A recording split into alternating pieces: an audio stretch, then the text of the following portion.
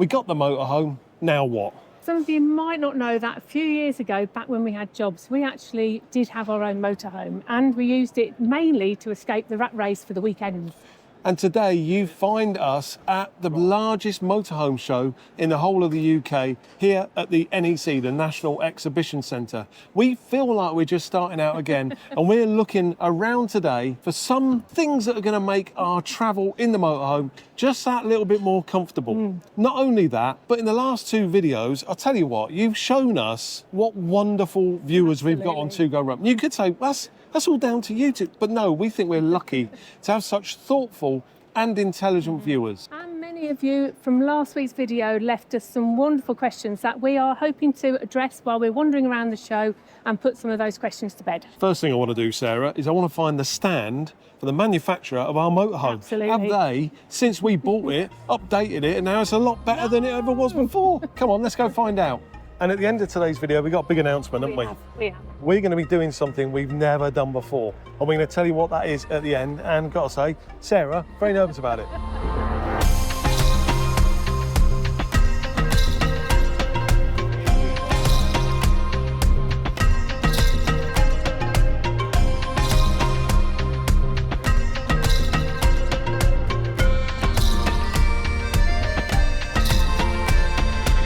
So we made it to the stand. We're going to have a look around the 282, which is our model, in a moment. But this is the fella. He's the one we got to blame. He's the one who talked us into buying it. I'm responsible. I do apologise. Yeah. I do apologise. So of all people that you're ever going to deal with buying a home, he's honest, straightforward, didn't take any rubbish from me. And, Handsome.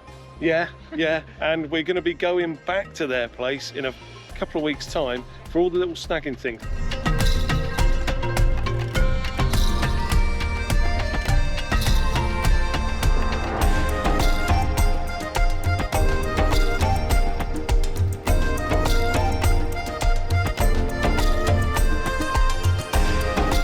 So Sarah, what was the first area that people were a bit confused on or wanted some answers on?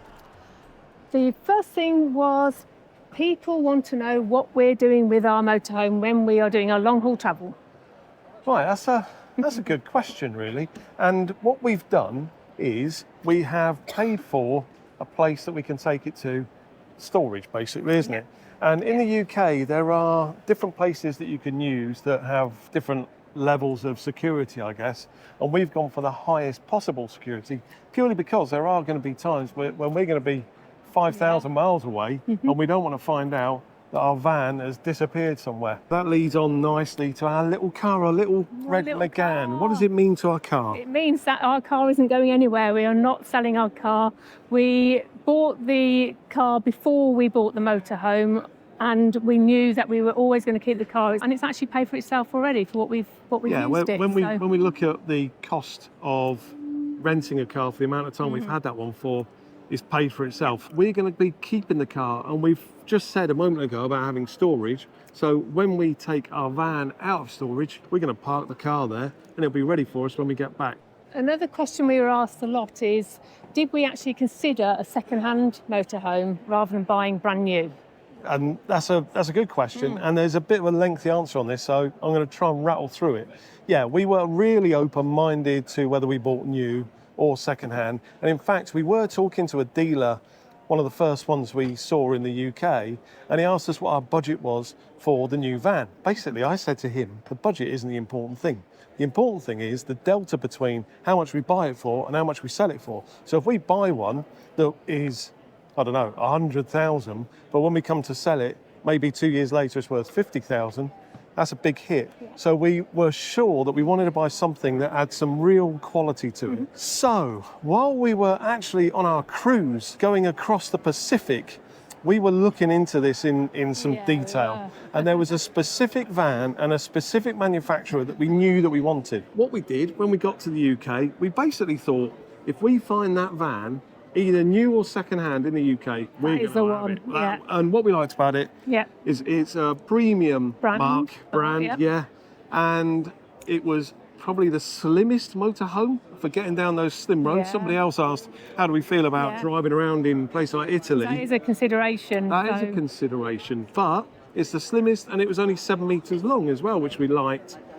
So we got to the UK, we found a second-hand one. We couldn't be more excited. We got down there, we sat in there for about an hour and realised Just could not make it work, could Couldn't we? make it work We at wanted to. It was like, this is the one we want, and we just couldn't make it comfortable for us at all. So we spent a lot of time then researching, and we wanted to go for something that could hold a lot more payload. So the one we chose is 4.4 tonne, where just about 80 or 90% that you'll see at this show will only take 3.5 tonne. And the layout inside is so much better, but you're not going to see that till we do our van tour in a couple of weeks' time. I think actually going back to the costs, when we had our motorhome before, we actually sold it, 10 months later, 12 months later, for exactly the same price as what we bought it for. As we bought it for. And then we saw one recently, didn't we? Yep. And it was actually, how much? 10,000. 10,000 more than we sold ours for about 4 years ago. Yeah. 4 years later. So there seems to be a thing in the UK that they do hold their price to an extent. And I think Stuart, I used to work with Stuart. Hello, Stuart. I think he asked whether we factored this into our budgeting. So we're expecting a hit. We're expecting a significant hit, because better to prepare for unhappiness than to prepare for... We're just seeing some other friends. This is crazy. We're going to be right back with you. I'm just going to get you two. Sorry about that. We're now back on the stand from the motorhome that we purchased, because we just bumped into... Actually, they're our old next-door neighbours. Yeah. What are the chances of that? Our old next-door neighbours just wandered up. We didn't even know they were coming here. Anyway, they wanted to see our vans. We've taken them there to show them that. But yeah, it was Stuart asking about whether we thought about basically depreciation, I guess. Yeah. And we have factored in for the worst-case scenario. We're not expecting that, but actually when we look at the worst-case scenario, it doesn't look as bad as maybe spending all the days we were spending in Airbnbs. We're going to come out cheaper. We're expecting our cost of living to be lower than it ever was before, to be honest. So that's going to be interesting to watch. That was another question, in fact. Someone said, are we going to be sharing cost of living? We are, and we're going to give more detail about that in our very next video. But there's going to be something that we're going to be sharing at the end of this you might want to just check in for.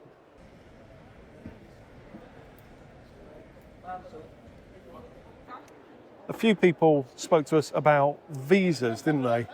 And one was saying maybe Portuguese or Spanish visa. Also, somebody called Wayne mentioned the French 6 to 12 month visa that you can get. And Wayne, yeah, we won't mind a chat about that. It's something we've been looking at, to be honest. Rabbit holes, and just spend hours and hours looking at stuff like that.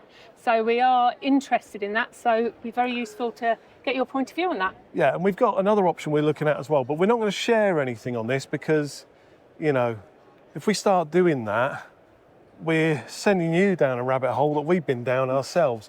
Once we do something around various visas, we're going to tell you about it, because we think you're going to get something from it yourself. There may be something here in this for you. Right, we're now on the Rapido stand, Sarah. This is, we nearly bought one of these before we got the one that we actually bought.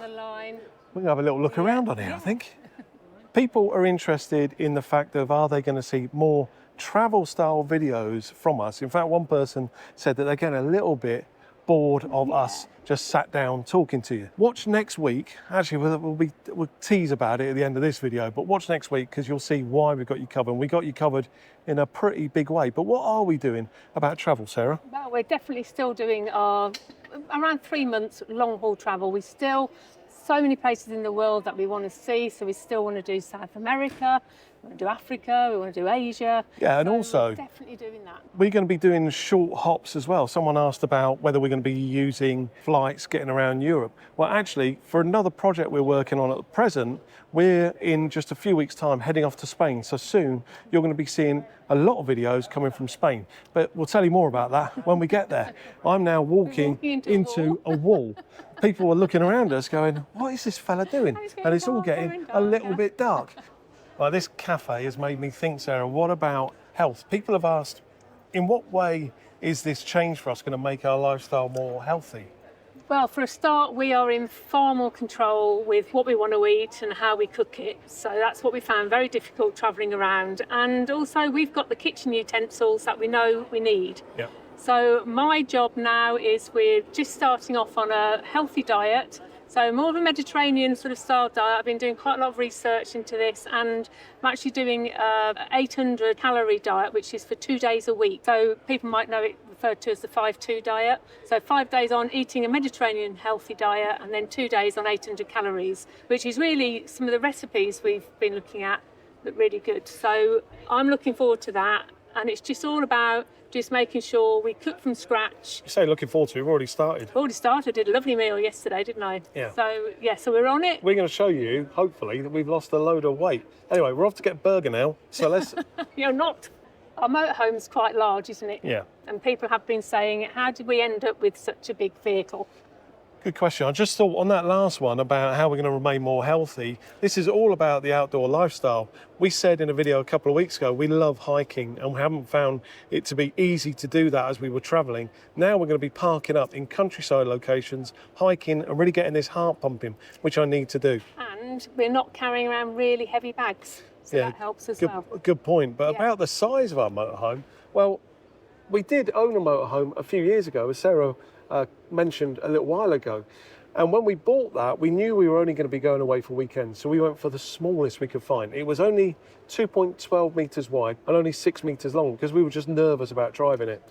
Now we're spending a lot more time in there. We don't really have the opportunity to be in such a small space. So the one we've gone for is 7.4 metres long and 2.32 metres wide, which is big. And as someone else commented, it's got a big overhang on the back, which can be an issue. So, as you could see, something we looked at, wasn't it? The overhang, because that can be a problem. Getting onto ferries, going over bridges, stuff like that. And as you saw last week, I was nervous driving it, but we've had it now for about 6 weeks, and I'm getting more and more happy behind the wheel. It feels like I'm driving a car. You took to it straight away, because I've been following in the car for most of it. Yeah. But you on the road, you look really comfortable on it.